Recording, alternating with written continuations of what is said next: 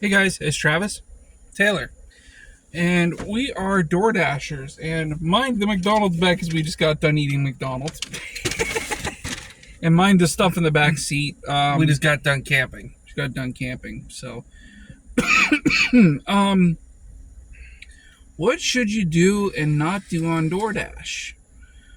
Well, it really just depends on your area. You want to explain a little bit since you've been door dashing for almost 4 years now? So I drive a 2001 Ford Taurus. It's got 262,000 miles on it. We just did an oil change on it last night because it was due. We change it every 3.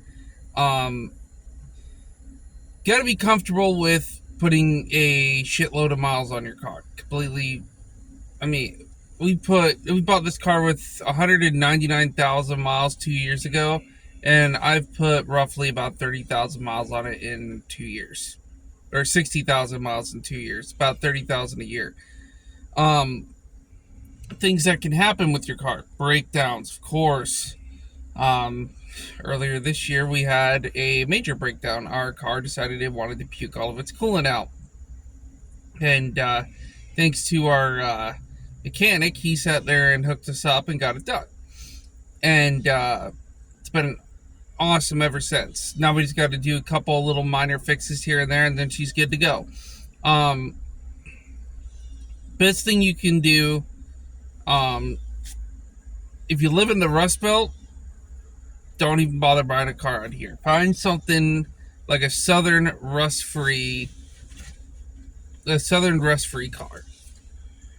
Reason why I say that, it'll last you a few years.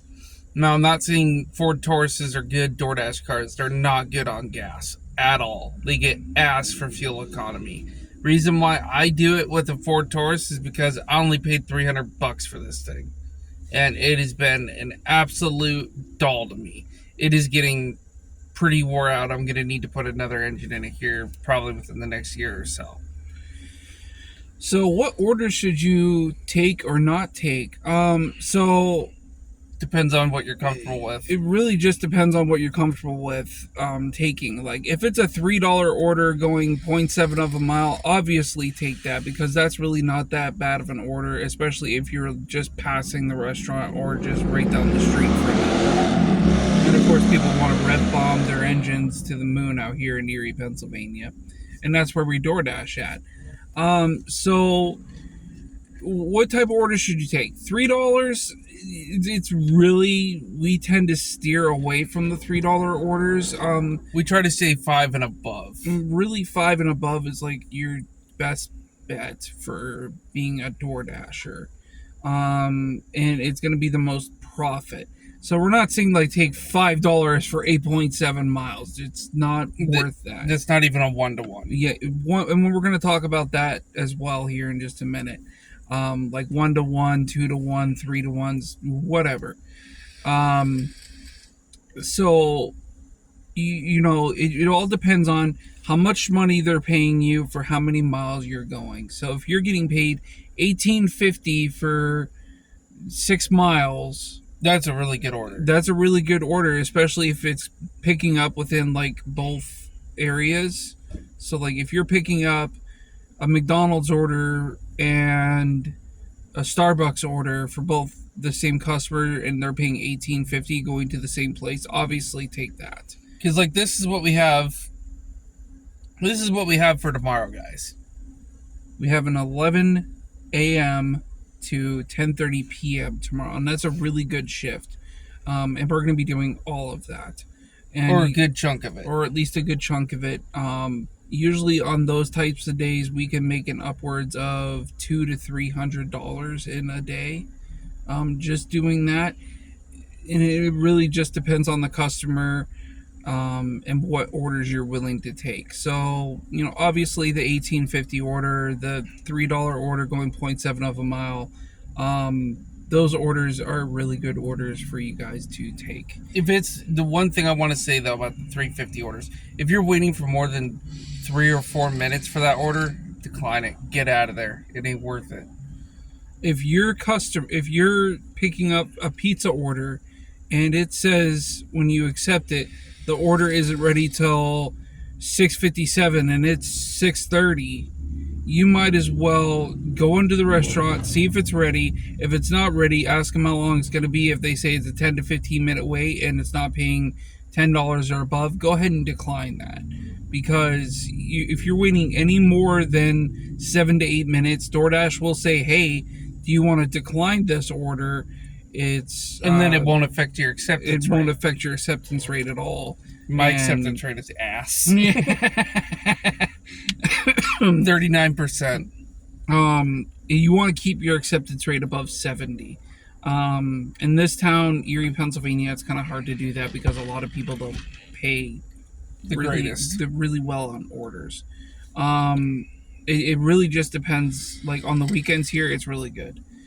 But yeah. So needless to say, take orders of what you're comfortable with. So if you're comfortable taking those $3 orders, cool. And if you're comfortable taking the 1850 orders going 12 miles, sure. Like we had today. We had a order going 12 miles to pick up one over here at Perkins on Upper Peach and two over at Ichiban off of Buffalo Road going to the Sheridan over off of the Bayfront Parkway. So yeah, the 1850 to $20 orders, those are orders that you want to take, especially because it's worth the gas money to do that, and that's another thing.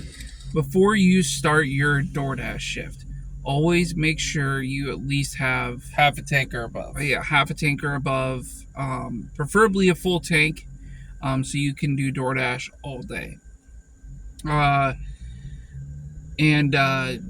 Another thing is before you go anywhere doing DoorDash, check all your lights, all your turn signals, fluids. Don't take it to your mechanic to check that out. You can do it yourself. Check your oil, your transmission fluid if you can, if it's not a sealed transmission. Check your brake fluid, your radiator fluid while it's cold. And check your tire pressures because you do not want to get a flat while you're picking up or delivering an order, because that will make your order late. Anything else you want to put on that, Mel? No, pretty straightforward. Okay, so let's talk about 1-to-1, 2-to-1, 3-to-1 orders. So the orders that what we're talking about is one-to-ones are $5 for 3 miles. That's a 1-to-1. Yeah, $5 for 3 miles. That's a 1-to-1. Now, if it was $10 for 3 miles, that would be more like a 2.5-to-1. And what we're talking about is it pays double or triple of what the miles are. So if you're taking a 1-to-1, so that means it's paying enough money to get you to the destination and pick up. Those are the orders that we tend to try and stay away from if at all possible. If it's not going real far, we'll take those. Yeah. But we try to stay to the 2-to-1 or 3-to-1 range. So like I was talking about the money, $10 for 5.5 miles. That's a 1-to-1. Ish. And it's just, it all depends on what you're comfortable taking. And the reason why we do DoorDash is because, one, we like the money that we make. Two, it's just fun money for us. And three, when we're bored on the weekends and we have nothing to do and it's not the middle of the summer, like right now it's September and our amusement park is about to close up for the season. And on Monday, we prefer to do DoorDash than to, be bored sitting at home watching TV, playing video games. We like to get out of the house. So DoorDash is one, you get to, keep yourself busy, make a little extra money. Yeah. So, now How do you sign up? Well, you just go on the DoorDash app and Fill out the application. fill out the application, and they'll give you a fancy, not a pizza bag, but they will give you a fancy DoorDash bag, like kind of like this one. But this is a pizza bag, and you guys can actually get these at the pizza restaurants. Usually, They have them for free. they have them for free. You just ask for it, and they give you one. And these work excellent for bigger orders, especially for catering orders, especially that you can't fit them in a regular DoorDash bag.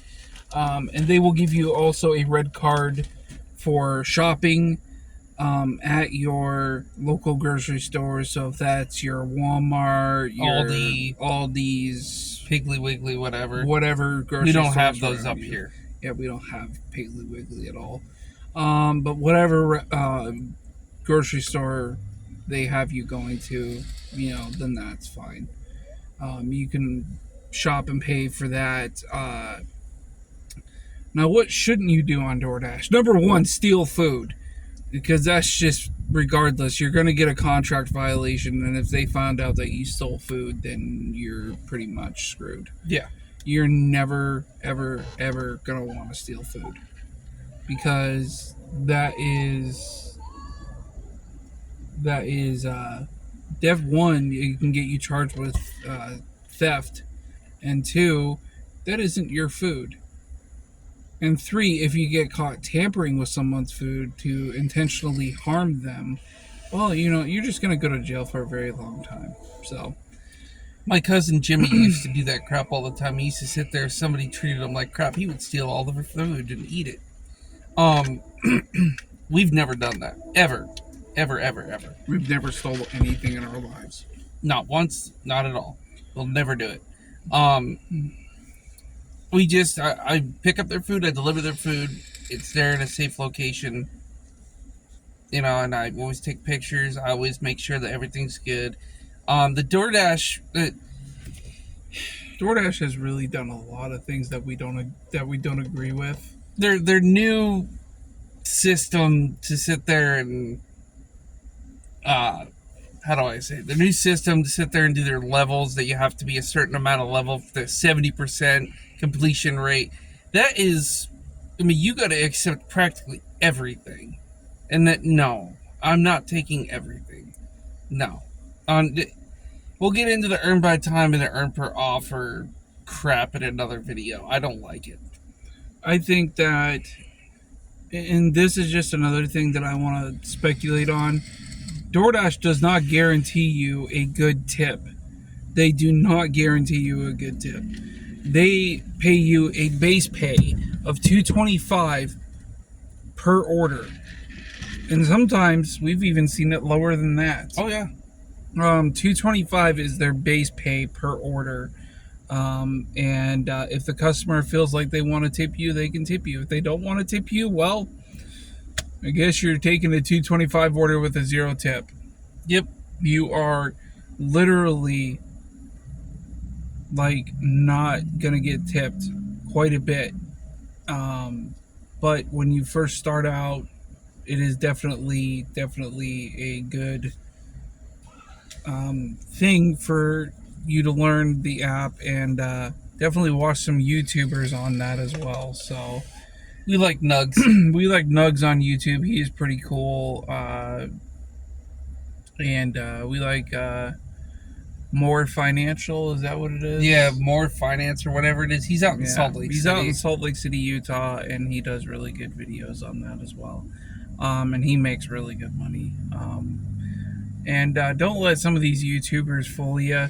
You're not gonna make the money that they're making unless you're really hustling at it and it's the only job you have. Like, we don't make a hell of a lot. Like, yesterday we did really good. We made almost $60 last night. Yeah, $160 last night just on DoorDash. And that was 20 of it on Uber Eats. Yeah, and that's another app that you guys can use for food delivery as well. But yeah, it's, we'll go into details of how the app works and what problems we've had with it and what DoorDash really needs to work on in another video as well. But I think this video is over. We just wanted to do a little DoorDash video, and we may get into making it for